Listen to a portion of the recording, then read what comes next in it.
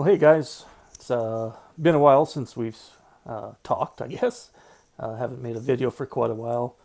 Just been busy, Christmas, work, getting some knives completed and sent out in time for Christmas and all that good stuff.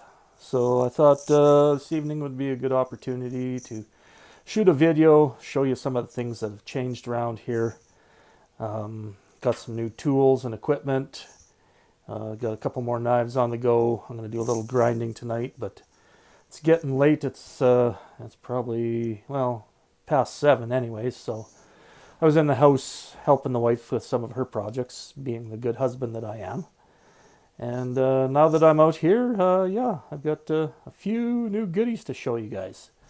So I'm just going to grab you off the tripod here. And one of the new things we've got, I'm going to get us flipped around here. Hold on, guys. A new mill. So this is making life a lot easier for some of the projects now. For those of you who don't know what a mill is, you can use it for various machining tasks. You can put some metal in the vise there and use a large fly cutter to surface it flat, or in the case of what I've been doing here is I use these end mills for machining guards for a knife. So now I got a nice tight fit in there. There's no gaps. The previous ones that I've ever been doing, I've been drilling holes and then filing them out by hand to make the guard fit up. So what used to take me probably a couple hours of drilling and filing, I can set up in the vise here, use an end mill. I'm just gonna throw you guys back in the tripod here so I can be hands-free. So what I've done is I'll pull this apart here now. Is I used one of the small end mills to mill out that slot. And milled it precisely to fit. I used this little guy here, so it took a couple passes and a little bit of math to make sure that I wasn't going oversize. So I milled that to fit the blade itself, and then I used a larger end mill, milled out this slot right here. So then when everything goes together, fits up nice and tight, and we pop our pins in. And then when we're ready, we basically rivet the... Oh, hey guys, it's a totally different night here.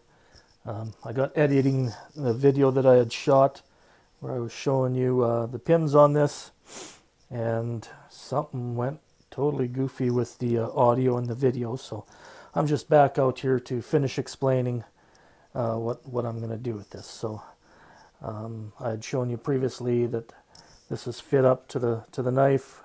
I'm going to put these pins in, and then what we're going to do is we're going to take it to the anvil, and you notice that we got about 1/8 of an inch sticking out on each side of the guard there. And what we're going to do is take it to the anvil and basically rivet these pins in. So we'll hit them with a hammer, not a gentle tap to peen them over. We're going to smack them pretty good to swell them inside of the holes that we drilled here, so it gets a good tight bite on that material, and she's not going to come out. And then when we come here and grind on the guard to grind it to shape, you're not even going to be able to see those pins that are there. So just wanted to come back and refilm that for you because,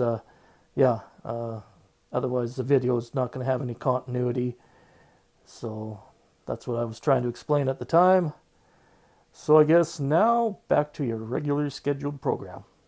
Talk to you later. Hey guys, we're back. So off camera, I went ahead, ground the bevels into the knife here, got everything polished up to kind of a satin finish here. I prepped my bolsters, so we're going to be putting those on today. So basically, I get a chunk of copper, 2 pieces, I super glue them together, mill them so that they're the same size, and then I super glue to the knife on one side, drill the holes through, then I shaped them, I temporarily pinned them to the knife, shaped them to the knife, put a 45 degree on this outside piece and polished it up, because it's a lot easier to do off the knife than it is once you have it attached to the knife. And then the back side I beveled as well. So what we're going to end up with is a dovetail fit to the handle scales. So what I'm going to do today here is I'm going to now pin these bolsters to the knife. Got a couple of pins here. Basically they're cut. These are 1/8 pins. So I cut them to the length so that on either side I've got about 1/8 of an inch sticking out and maybe about a fingernail width on either side. And then when we peen them down, they're going to expand in the holes. They're going to be good and tight. And when I clean this off, you're not even going to be able to tell where the pin is and where the bolster material is. It's just such a nice tight fit. So we're going to get this put together. What I did is I've got a piece of plate here that I milled a slot in. It's 1/8 inch deep. So that way I've got both pins sticking through the knife the same distance, so that I got the same amount of material on either side when I go to peen everything together. That's not even peening, it's riveting. Because when you rivet something, you're expanding the pin in the hole so that it fits nice and tight. So we'll get this put together here, make sure everything is through. Just going to tap here.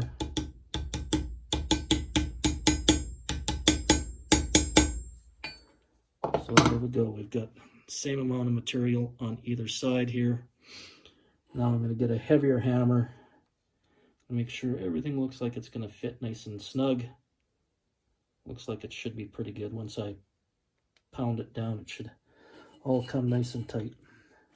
So I'll start on this side and I'll kind of mash it down a bit, and then I'll flip it over, come to the other side, do the same thing so that we get a nice tight rivet to that. So I've got a nice heavy little hammer here. We'll start here. We'll give her a flip.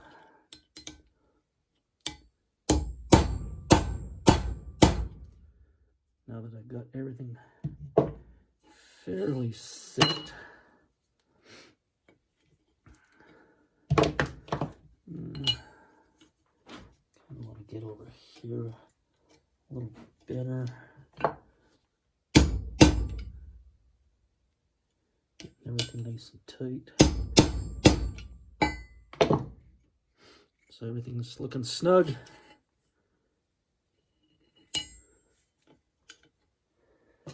Get this one a little bit.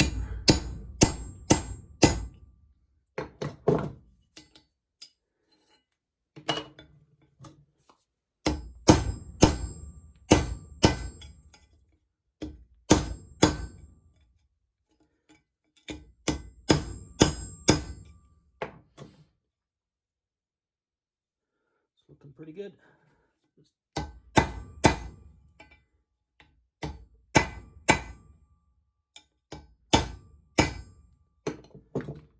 There, so we got a nice fit there. Everything's nice and even on the dovetail. So what I'm going to do now is I'm going to go to the grinder and smooth these pins off, and you'll see how they just disappear. So I'm going to have a little reshaping here to do. I kind of spread things out a little bit more than I really wanted to, but it's all going to be good in the end. Everything is tight. Tight, tight, tight. Okay, hold on a sec. I'm going to get the grinder set up. We'll do a quick little grind on this, and then you'll see how those pins just blend right in. So I got my grinder set up. I got a 10-inch contact wheel here, 120 grit belt, and we're just going to take the tops of those pins off.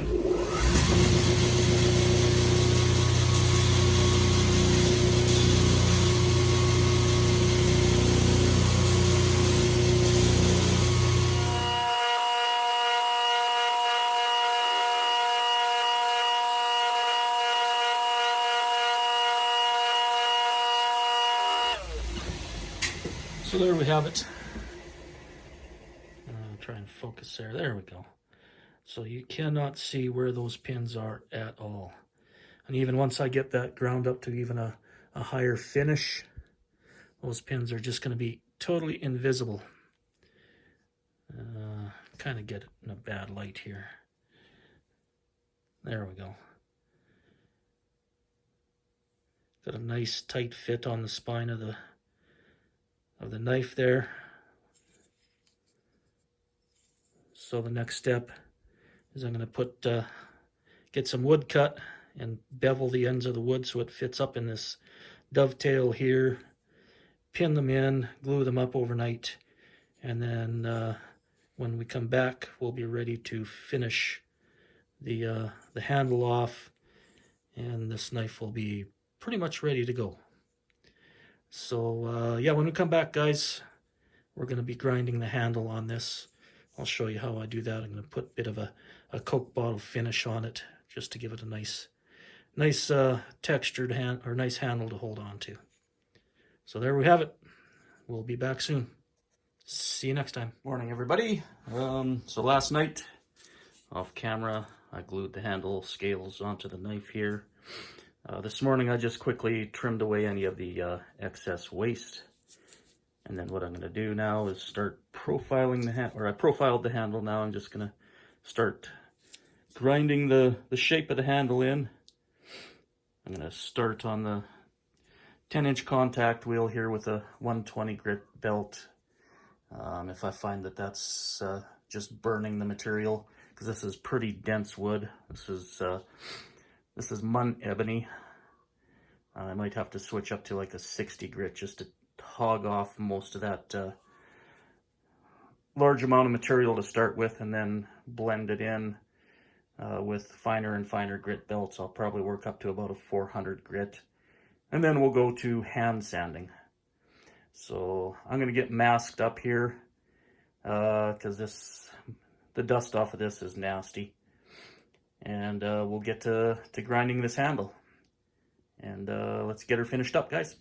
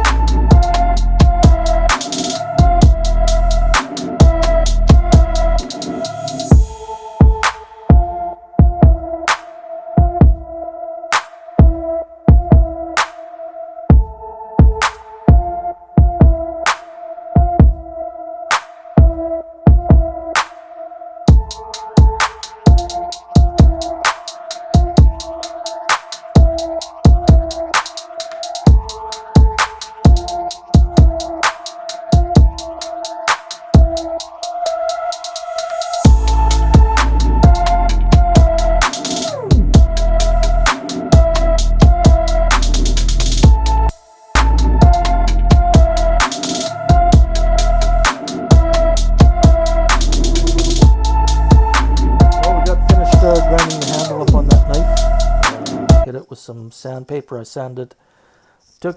hand sanded the handle up to 2000 grit by hand. Plus polished this up nicely with the sandpaper. Hit it with a buffing wheel. So that's our finished product there. I still have to put my maker's mark on it, but I can do that. And just a little more touch up on the sharpening to get her hair whittling sharp. But overall, I'm pretty pleased with how this turned out.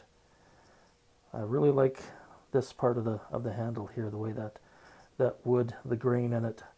I wish the whole handle was like that, but well, I work with what I've got, and it's still beautiful wood, but I would just prefer it all be just like that. So a couple of copper pins in there, copper bolsters, dovetail fit. I did do a taper tang, so it just kind of gives you a little better weight balance, and takes a little weight off it as well. So this is a nice light little knife. Just got to whip up a sheath for it now, and it'll go to the customer. So really appreciate you guys taking the time to watch these videos. I'm gonna start trying to put out some more content. Just did a video with the wife. She was making some vanilla extract. So if you haven't seen that one, go back and watch it. I've got about a handful of other videos previous to this one. So yeah, I'd really appreciate if you guys help me and my wife grow this channel. And hit that like button, hit the subscribe button, and even hit the notification button, that bell there, so that you know when there's new content coming out. And yeah, let's grow this channel, get some more subscribers out there. Thanks for watching, guys, and we'll see you next time.